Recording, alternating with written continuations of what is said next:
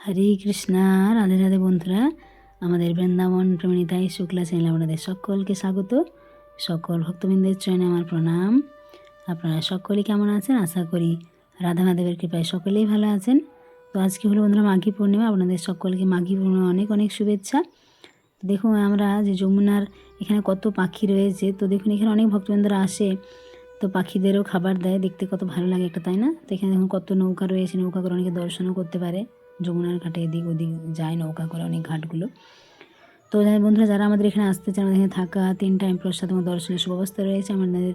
আমাদের যে স্ক্রিনে দেওয়া নাম্বারে আপনারা যোগাযোগ করতে পারেন। আর যারা বন্ধু আমাদের চ্যানেল নতুন, তারা অবশ্যই আমাদের চ্যানেলটিকে সাবস্ক্রাইব করে বেল আইকনটা প্রেস করে দেবেন নিত্য নতুন ভিডিও দেখার জন্য। তো আমাদের যে ভক্তবৃন্দরা ছিলেন, তো ওনারা যে দর্শন করেছে, অনেকগুলো ভিডিও তো দেওয়া হয়নি, তো সেই জন্য দেখুন আজকে কিছু ভিডিও আপনাদের সামনে তুলে ধরলাম। দেখুন চিরঘাট ওনারা দর্শনে গিয়েছিলেন। বৃন্দাবনে তো অনেক মন্দির, তো যারা বন্ধুরা হাতে কম সময় নিয়ে আসে তাদের তো সব দর্শন হয় না। যারা একটু হাতে সময় নিয়ে আসে তাদের অনেক মন্দির দর্শন হয়। অনেকে বলে আমাদের হাতে সময় কম, অনেকে ভাবে যে আমরা কম দিনেও হয়তো 3-4 দিনে হয়তো 7-8 দিনের দর্শন করে নেবে, এরকম তো হয় না।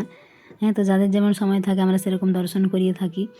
তো দেখুন বন্ধুরা এই চিরঘাট এখনও রয়েছে। সে দেখুন সে কত বছরের, 5000 বছরের পুরানো সে বৃক্ষ এখনও রয়েছে বৃন্দাবনে। তো এগুলো দর্শন করা, এগুলো স্পর্শ করা অনেকটা ভাগ্য, কেননা ভগবানের স্পর্শ রয়েছে এখানে, তাই সবাই এখানে এসে প্রণাম করে, স্পর্শ করে। ভগবানের যেখানে স্পর্শ রয়েছে, ভগবান এখানে বস্ত্রহরণ লীলা করেছিলেন। এই গাছের মধ্যে গোপীদের বস্ত্র নিয়ে রেখেছিলেন, এবং গোপীরা যখন এখানে যমুনা, তো দেখুন যমুনা এখন কলিকালে অনেকটা নিচে নেমে গেছে, আপনারা দেখেছেন। চিরঘাটে তারপরে হলো কৃষিঘাট, তাই তো? রাধে রাধে। তো আগে বন্ধুরা যমুনা স্রোত যে চিরঘাটের পাশে পরিক্রমা মার্গ যে রয়েছে সেখান পর্যন্ত ছিল। এখন তো ধীরে ধীরে কলিকালের প্রভাবের স্রোত অনেক কমে গেছে। যেমন কালিয়া দমনের কাছেও আগে যমুনা অনেক বিস্তার হয়ে প্রবাহিত হতো। তো দেখুন এখানে বানরগুলো কেমন করছে, এখানে অনেকে বানর দিয়ে কলা দেয়। তো এখানে ওনারা তারপরে শৃঙ্গার বট দর্শন করার জন্য একটার পর একটা মন্দির দর্শন করেছে, অনেক দর্শন হয়েছে ওনাদের। তারপর দেখুন রাস্তায় বন্ধু এখানে গোমাতা রয়েছে, যে রাস্তায় যেতে যেতে এখানে একটা গোশালা রয়েছে, অনেক গোমাতা। তো এখানে দেখুন গোপাল ছোটো ছোটো অনেকে এক ভক্ত নিয়ে যাচ্ছিলেন। হ্যাঁ, তো দেখুন কত গোমাতা, এখানে অনেকে গোমাতাদের চারা কিনেও দেয়। যে ঘাসগুলো রয়েছে এটা ছোটো ছোটো করে এক ধরনের ঘাস এখানে পাওয়া যায় বৃন্দাবনে আলাদা। তো এগুলো এরা কী করে, এই যে ব্রজবাসী মাতাজিরা ওরা কাটিং করে রাখে, তো সেগুলো অনেকে গোমাতাদিকে দেয়। তো তারপরে আমাদের ভক্তবৃন্দরা চলে এসেছিলেন মদনমোহন মন্দির।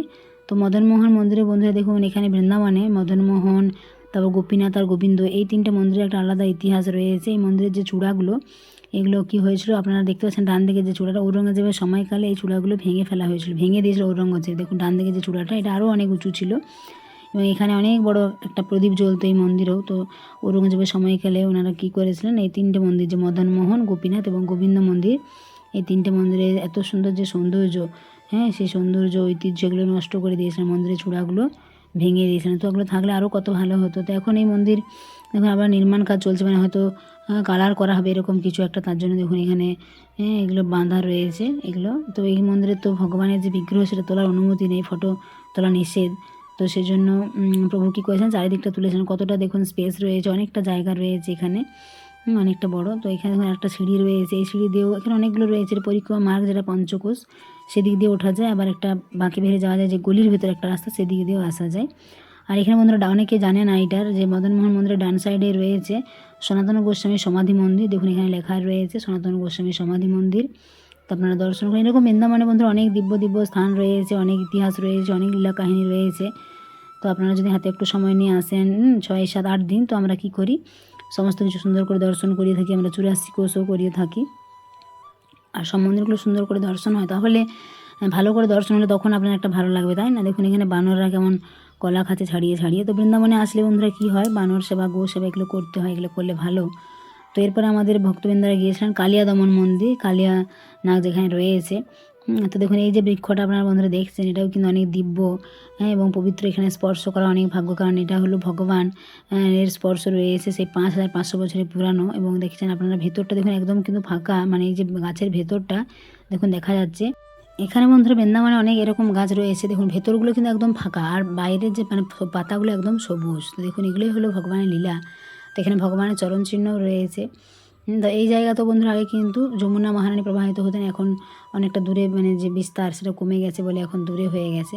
তো এখানে দেখুন ভগবান যেদিক দিয়ে উঠেছিলেন, এখানে কিন্তু ভগবানের যে চরণ চিহ্ন দেখুন, এই জায়গাটা আপনারা একটু লক্ষ্য করুন কেমন দেখুন অন্য রকম টাইপের, অন্য কোনো গাছে কিন্তু এরকম থাকে না। তো আপনারা দর্শন করুন, দেখুন কত দিব্য এবং পবিত্র, তাই না? তো বলা হয় দেখুন এই জায়গাটা আপনারা ভালো করে লক্ষ্য করুন কীরকম অন্য ধরনের লাগছে, তাই না? তো এইরকম এই যে অনেকে কী করে মনস্কামনার জন্য এখানে অনেক মানে যে রঙিন যে কাপড়গুলো হয় পাওয়া যায় জরির মতো, সেগুলো বেঁধে দেয় মনস্কামনার জন্য। বলা হয় যে যখন গরুর দেব অমৃতের কলস নিয়ে যাচ্ছিলেন, এই যে বৃক্ষ রয়েছে, এই কদম্ব বৃক্ষের উপর কিন্তু এক ফোঁটা অমৃত পড়েছিল। তো সেই জন্য এই বৃক্ষ কিন্তু দেখুন এখানে স্পর্শ করাও কিন্তু অনেক ভাগ্য, এবং এরা মানে অনেক পরিক্রমা করে যখন আসছে ভক্তবৃন্দরা। তো দেখুন কত দিব্য এবং পবিত্র।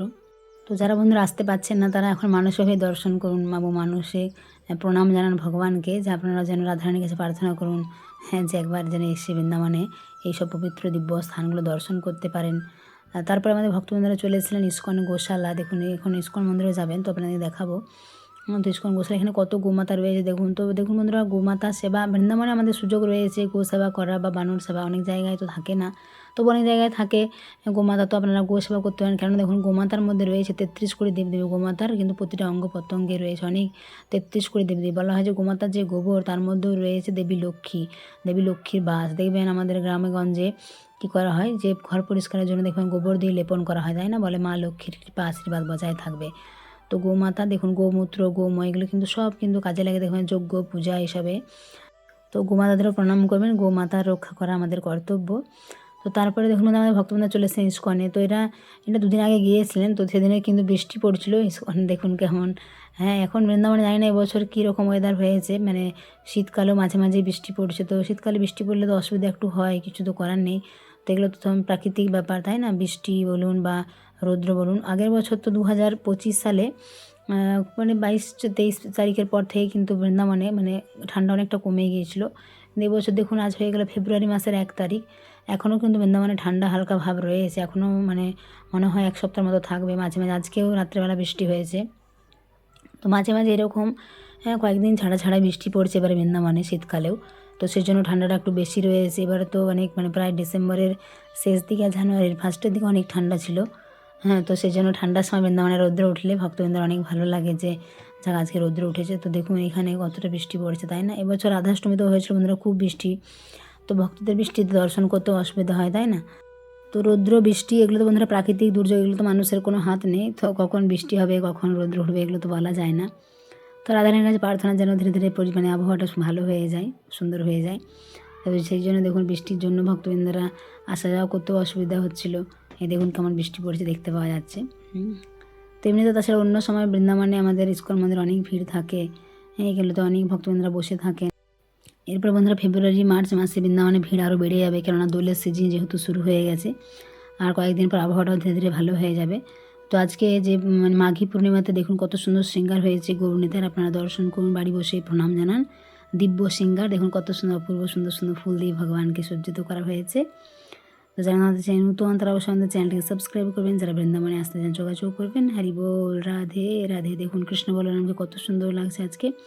আর রাধা শ্যাম সুন্দরকে আপনারা প্রণাম জানান। জয় রাধা শ্যাম সুন্দর কি জয়। ভগবানের কত সুন্দর দিব্য শৃঙ্গার দেখুন। রাধে রাধে।